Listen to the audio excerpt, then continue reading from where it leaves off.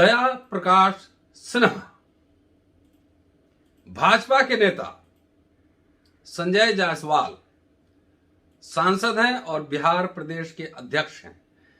कह रहे हैं कि भाजपा का उनसे कोई लेना देना नहीं है और पटना में उन्होंने एफआईआर दर्ज करवाई है। भाजपा के बिहार के दूसरे नेता सुशील मोदी राज्यसभा सांसद हैं। उन्होंने भी ताबड़तोड़ हमले बोले हैं दया प्रकाश सिन्हा पर। ट्विटर का जिक्र हमने पिछले एपिसोड में किया था। आज ग्वालियर में दया प्रकाश सिन्हा का पुतला फूंका गया है। वही दया प्रकाश सिन्हा जिन्हें उनके नाटक सम्राट अशोक के लिए भारत सरकार ने, साहित्य अकेडमी ने अभी अभी साहित्य अकेडमी पुरस्कार दिया है। दोस्तों, रतनलाल बोल रहा हूं। काम की बात में आपका स्वागत है और पेश है अंबेडकर नामा। आखिर भाजपा के नेता जब दया प्रकाश सिन्हा से अपना पल्ला छुड़ा रहे हैं तो आखिर उनको पद्मश्री और साहित्य अकेडमी पुरस्कार उनकी सरकार में कैसे मिला, किसके रिकमेंडेशन से मिला, इसकी पड़ताल नहीं होनी चाहिए क्या? ये नेता प्रधानमंत्री को या जो भी एजेंसी है या मंत्रालय को ये लिख नहीं रहे हैं कि इनसे साहित्य अकेडमी और पद्मश्री वापस लेना चाहिए? ये अशोक चक्र का अपमान है, अशोक स्तंभ का अपमान है, डॉक्टर अंबेडकर का भी अपमान है। अब चलिए, जो बवाल मचा हुआ है आखिर उन्होंने लिखा क्या है ये देखना दिलचस्प होगा। ये उन्होंने ना भारत टाइम्स को इंटरव्यू दिया था, वो हमने बता दिया कई एपिसोड में। उनकी नाटक, दो नाटक हमने निकाले हैं, एक सम्राट अशोक और दूसरा रक्त अभिषेक। और इन दोनों नाटक की भूमिका आप पढ़िए तो उसमें अशोक के बारे में और पुष्यमित्र शुंग के बारे में क्या विचार हैं वह स्पष्ट होकर आता है। बेसिकली दया प्रकाश सिन्हा पुष्यमित्र शुंग के समर्थक हैं, ये मैं प्रमाणित करने जा रहा हूं। प्रमाण हमारे साथ उन्हीं के राइटिंग से करने जा रहा हूं। दोस्तों, इस एपिसोड में मैं दया प्रकाश सिन्हा ने जो नाटक लिखे हैं उसकी चर्चा तो करूंगा ही करूंगा, लेकिन डॉक्टर अंबेडकर ने सम्राट अशोक के बारे में और पुष्यमित्र शुंग के बारे में क्या लिखा है इसकी भी चर्चा करूंगा। और आप तुलना कीजिए कि आखिर दया प्रकाश सिन्हा अशोक की, सम्राट अशोक की जो वैसी छवि बना रहे हैं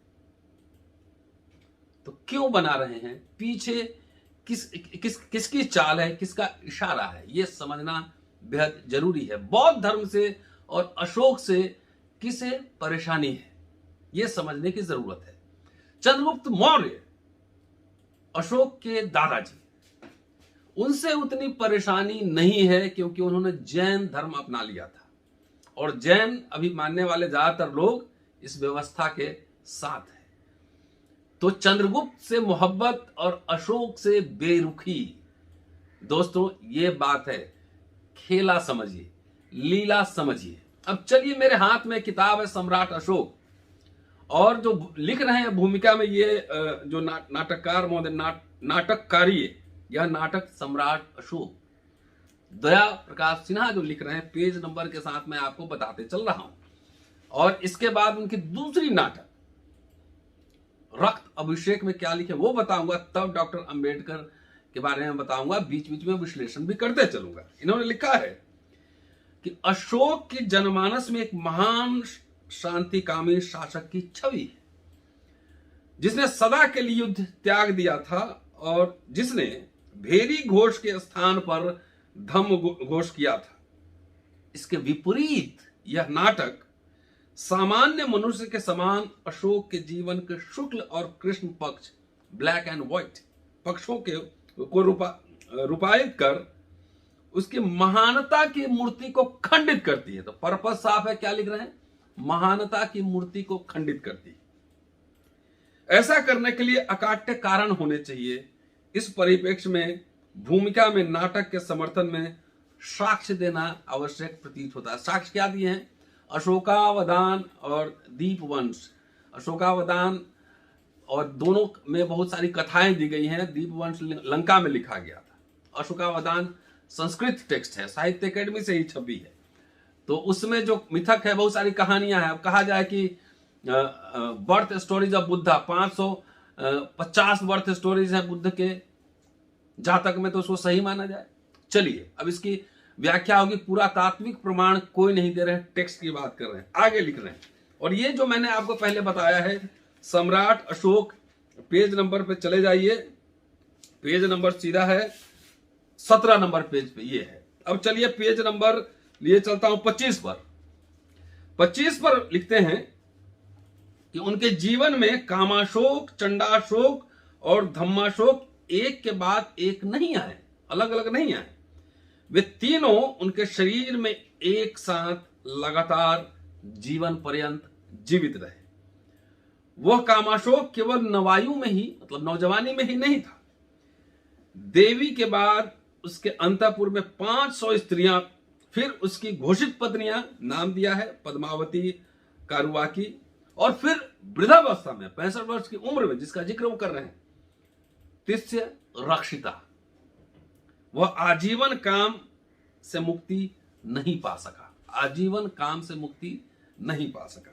आगे लिखते हैं, प्रित हंता अशोक, भ्रातृ हंता अशोक, पूरे अंतःपुर का अग्निदाह करने वाला अशोक, कलिंग में नरसंहार करने वाला अशोक, सैनिकों को निर्ग्रंथ श्रवणों की हत्या का आदेश देने वाला अशोक, तिस्य रक्षिता को जीवित जला देने वाला अशोक, उसके भीतर सदा ही चंडाशोक जीवित रहा। अब यहां थोड़ी तारीफ भी कर देते हैं, ये लीला समझिए। तारीफ कर करके जो है डिमोलिश करना, तारीफ भी बीच में कर देना है लेकिन डिमोलिश भी कर देना है। लिखते हैं आगे कि साथ ही उसमें धम्माशोक भी सजीव था, जो सतत संघर्षरत था कामाशोक और चंडाशोक के विरुद्ध। इसका प्रमाण वही दे रहे हैं, कथा कहानी से निकाल के दे रहे हैं। अपनी दुर्बलताओं के होते हुए भी अशोक विश्व में महान शासकों में से एक था। थोड़ी तारीफ भी जरूरी है, तो तारीफ भी मारते चल रहे हैं। अब आगे चलिए, आगे लिख रहे हैं और जो बड़ा दिलचस्प है, सुनिए जरा सा। पीछे जो मैंने बताया उसका पेज नंबर है 25, और अब जो बताने जा रहा हूं उसका पेज नंबर है 26। सम्राट अशोक, उनके नाटक लिख रहे हैं, प्रायः हीन ग्रंथि से युक्त व्यक्ति अपने हीनता छिपाने के लिए कुछ ऐसा करना चाहते हैं जिससे सिद्ध कर सके कि वे किसी से कम या हीन नहीं। अपनी हीनता छिपाने का उनका प्रयत्न प्रायः अति कामुकता, अति वीरता, अति क्रूरता अथवा अति धार्मिकता में अभिव्यक्त होता है। वे अपनी हीनता ढकने के लिए सदा आवरण खोजते हैं या आविष्कार करते हैं। मैंने नाटक में इस बात का प्रयत्न किया है कि नाटक उपलब्ध ऐतिहासिक साक्ष्यों और तथ्यों तक सीमित रहे। अशोक कुरूप था, उसने अपनी कुरूपता छिपाने के लिए अपनी राजसी नाम प्रियदर्शी अर्थात प्रियदर्शी, जो देखने में सुंदर, वो रखा। मतलब कह रहे हैं कि इतना जो क्रूर था, सब कुछ था, इसलिए कि कुरूप था अशोक, और हीनता छुपाने के लिए उसने ये सब किया, ये कह रहे हैं। चलिए इसका जो भूमिका का लास्ट पैराग्राफ है उसका एक जो पेज नंबर 32 पर है वो है, राम और कृष्ण हमारे महानायक हैं। स्पष्ट साफ है, अब आपका एजेंडा क्लियर हो गया। हमारे आदर्श, हमारे चिंतन, हमारी आकांक्षा, हमारी संस्कृति और हमारी परंपरा के पर्यायवाची हैं राम और कृष्ण। बुद्ध कहाँ है? और नहीं है तो जाहिर है कि जो उनसे बड़े आइकन, जो एस्टैब्लिश्ड आइकन होंगे, उस पे तो किसी योजना की तहत ही अटैक हो रहा होगा। अब चलिए उनकी दूसरी नाटक है रक्त अभिषेक, उसकी बात कर ले। चलिए जो रक्त अभिषेक जो उनकी दूसरी नाटक है, चलिए वहां पे कह रहे हैं कि अशोक तो सबका, ब्राह्मण श्रमण सबका इज्जत करता था, लेकिन जो दिलचस्प बात है, ऐतिहासिक साक्ष्य जो प्रोड्यूस कर रहे हैं, अब सुनिए क्या लिखते हैं कि जब मौर्य राजा बौद्ध होते हुए भी वैदिकों, आजीविकों आदि के प्रति सहिष्णु थे, तो किसी समुदाय द्वारा उनसे बदला लेने का प्रश्न ही नहीं उठता। मतलब जो पुष्यमित्र शुंग हत्या किया है वृद्धरथ का, वो बदला लेने के लिए नहीं किया है, पर्पस कुछ और है, मैं अभी आ रहा हूं आगे। लिखते हैं कि केवल एक बौद्ध ग्रंथ दिव्यावदान में पुष्यमित्र द्वारा बौद्धों पर अत्याचार का उल्लेख है। इस संबंध में उल्लेखनीय है कि कुछ बौद्ध ग्रंथों के अनुसार सम्राट अशोक बौद्ध धर्म ग्रहण करने से पूर्व बहुत ही क्रूर और अत्याचारी था। बौद्ध ग्रंथ महावंश के अनुसार अपने 99 भाइयों की हत्या करके अशोक राजा बना था। तिब्बती लामा तारानाथ ने लिखा है कि अशोक का आरंभिक जीवन विलासिता और कामुकता से भरा था। पेज नंबर नहीं दिया है कैसे, और 99 भाई कैसे हुआ ये भी पता नहीं, इसलिए उसे कामाशोक कहते थे। बाद में उसके जीवन में क्रूरता प्रकट हुई, तब उसने अपने हरम की 500 स्त्रियों को स्वयं जला दिया था। इस पर उसके मंत्री राधा गुप्त ने परामर्श दिया कि अशोक राजा है, उसे ऐसे क्रूर काम स्वयं नहीं करने चाहिए, अपितु इस कार्य के लिए कर्मचारी नियुक्त करने चाहिए। इस परामर्श के अनुसार अशोक ने एक नरक यानी यातना गृह बनवाया, जिसमें निरपराधियों के और बौद्ध भिक्षुओं को यातना दी जाती थी, इसलिए उसका नाम चंडाशोक पड़ा। बाद में जब अशोक ने बौद्ध धर्म स्वीकार किया तो उसका नाम धम्माशोक हो गया। आगे इन्होंने लिखा है, यह है रक्त अभिषेक नाटक का, पेज नंबर 94 पढ़ रहा हूं। ऐतिहासिक साक्ष्य दे रहे हैं कि योगाचार्य पातंजलि के महाभाष्य के अनुसार यवन राजा की आक्रमणकारी सेनाएं अयोध्या तक बढ़ाई थी। तब सेनापति पुष्यमित्र शुंग ने उनको परास्त करके 2 बार अश्वमेध यज्ञ किया था। यवन राजा मिनेंडर ने बौद्ध धर्म ग्रहण कर लिया, इसलिए स्वाभाविक है कि बौद्ध लेखक बौद्ध यूनानी राजा को पराजित करने वाले पुष्यमित्र शुंग की निंदा करें। केवल एक बौद्ध ग्रंथ दिव्यावदान में उल्लेख है कि पुष्यमित्र ने बौद्धों के मठों को तोड़ा और घोषित किया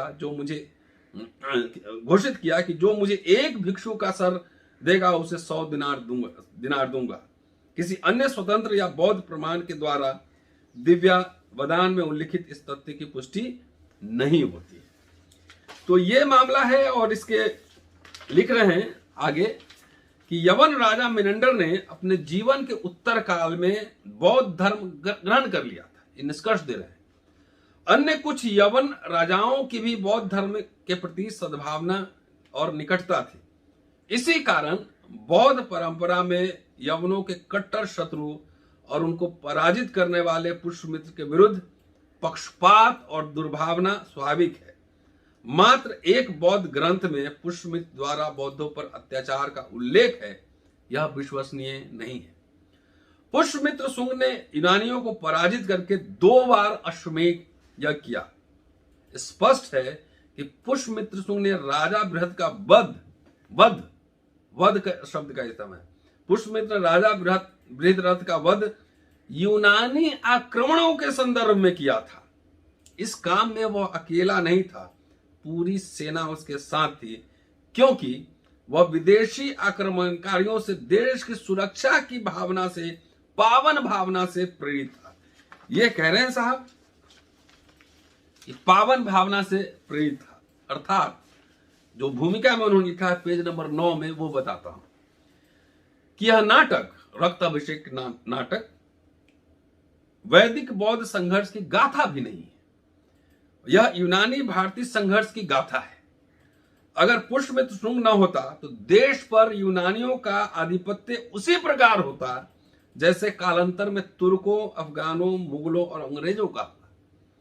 इतिहास निर्माता और राष्ट्र नायक के रूप में सेनापति पुष्यमित्र शुंग की भूमिका सदा अक्षुण्ण रहेगी।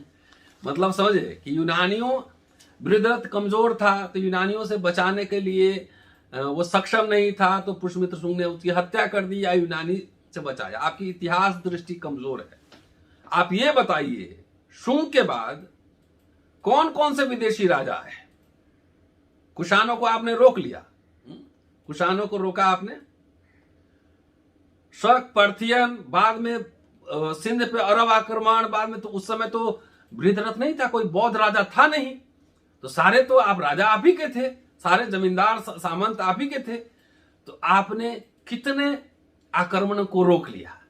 अपनी नाकामी और झूठ छुपाने के लिए इतिहास के तथ्यों से तोड़ मरोड़ मत कीजिए, क्योंकि आप किसी से लड़ नहीं सकते थे, लड़ नहीं पाए, क्योंकि आपके शास्त्रों के अनुसार शस्त्र उठाने का काम कुछ ही लोगों को दिया गया था ना।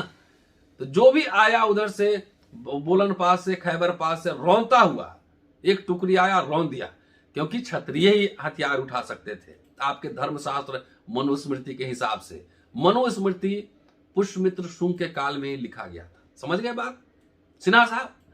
तो आपने किसी को अधिकार, तो अपनी नाकामी कमजोरी छिपाने के लिए और कितने लोगों को रोका गया था मॉडर्न पीरियड में, याद नहीं? ये इतिहास की आप गलत व्याख्या करके आप दिग्भ्रमित कर रहे हैं। इसलिए जिन्होंने आपको ये एक्सपेरिमेंट कर रहे थे ना, ये कोई इसका जवाब नहीं देगा तो हाँ बौद्धों को और सम्राट अशोक को डिमोलिश कर दो और पुष्यमित्र शुंग को नायक बना के पेश करो। ये लीला हम जानते हैं। अब आइए चलते हैं डॉक्टर अंबेडकर ने अशोक के बारे में और पुष्यमित्र शुंग के बारे में क्या लिखा है, ये देखिए। 6 जून 1950 डॉक्टर अंबेडकर श्रीलंका में वर्ल्ड बुद्धिस्ट कॉन्फ्रेंस को संबोधित करने लंका में गए थे और लंबा भाषण है, उसके रेलेवेंट पोर्शन मैं आपको सुना दे रहा हूं कि क्या उन्होंने लिखा है इसमें। अशोक और चंद्रगुप्त जैसे बलशाली सम्राट बौद्ध काल में ही हुए। उन्होंने ही भारत के बाहर के राज्यों के साथ मैत्रीपूर्ण संबंध स्थापित किए थे। बौद्ध युग में भारत में स्थापत्य कला, चित्रकला, मूर्तिकला आदि कई तरह की कलाओं का विकास हुआ। बौद्ध युग में साहित्य और दर्शन का इतना विकास हुआ कि कई देशों के छात्र यहां शिक्षा लेने आते थे। उससे पूर्व कभी भारत को इस प्रकार का गौरव प्राप्त नहीं हुआ था। आपने कितने अंतर्राष्ट्रीय संबंध बनाए हैं सिन्हा साहब, जरा ये भी तो बता दीजिए। मौर्य के बाद तमाम शासनकाल में हर समय तो पीड़ते रहे हैं, किसी समय अंतर्राष्ट्रीय कोई संबंध बनाए हो? बड़े अशोक के जैसा कोई साम्राज्य बनाया हो, एम्बेसडर भेजा हो? नहीं। चलिए आगे लिखते हैं डॉक्टर अंबेडकर कि आखिर ये लोप कैसे हो गया इतना बड़ा धर्म। तो लिखते हैं अशोक से यहां नाराज है। वहां सिन्हा अशोक को बहुत ही क्रूर अत्याचारी बता रहे हैं, यहां अंबेडकर नाराज है। और नाराज कैसे है ये देखिए।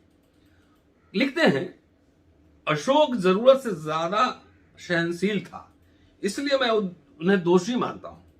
सम्राट अशोक ने अपने समय में बौद्ध धर्म के अलावा अन्य कई धर्मों की प्रचार की अनुमति दी जो बौद्ध के कट्टर दुश्मन थे।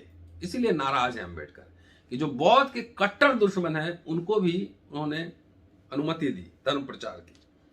इससे बौद्ध के खिलाफ वाले धर्मों को अपनी शक्ति बढ़ाने का भरपूर मौका मिलता रहा। यही बौद्ध धर्म पर पहला आघात था, ऐसा मुझे लगता है। आगे लिखते हैं कि बौद्ध ग्रंथों से पता चलता है कि भगवान बुद्ध के श्रमण शिष्यों में करीब 60% ब्राह्मण थे। ब्राह्मण लोग बुद्ध से शास्त्रार्थ करने के लिए आया करते थे। शास्त्रार्थ में निरुत्तर होकर वे बुद्ध से प्रभावित होते थे और सहर्ष उनसे बौद्ध की दीक्षा लेकर बुद्ध के प्रति श्रद्धा से नतमस्तक हो जाते थे। इन श्रमण शिष्यों के कारण भगवान बुद्ध का और उनके धर्म का प्रभाव दिनों दिन बढ़ता जा रहा था। लेकिन बौद्ध धर्म में जाति भेद न होने के कारण निम्न जाति के लोग बुद्ध की शरण में जाकर सिद्ध भिक्षु बनने लगे और धनिकों और राजाओं द्वारा उनकी पूजा और सम्मान जब होने लगा तब यह बात ब्राह्मणों से सहन नहीं हुई और बौद्ध को उखाड़ने के काम में लग गए। यहाँ अशोक के बारे में बताते हैं कि अशोक ने जो कुल देवता के पूजा पाठ की पद्धति थी उस पर बंदिश लगाई थी। तो कहते हैं कि उस पूजा पाठ की वजह से ही पुरोहित घर में रानियों के पास जाते थे और प्रभावित करते थे नीतियों को। लेकिन जैसे ही उन्होंने अशोक ने बंद कर दिया तो ब्राह्मण उनके दुश्मन हो गए।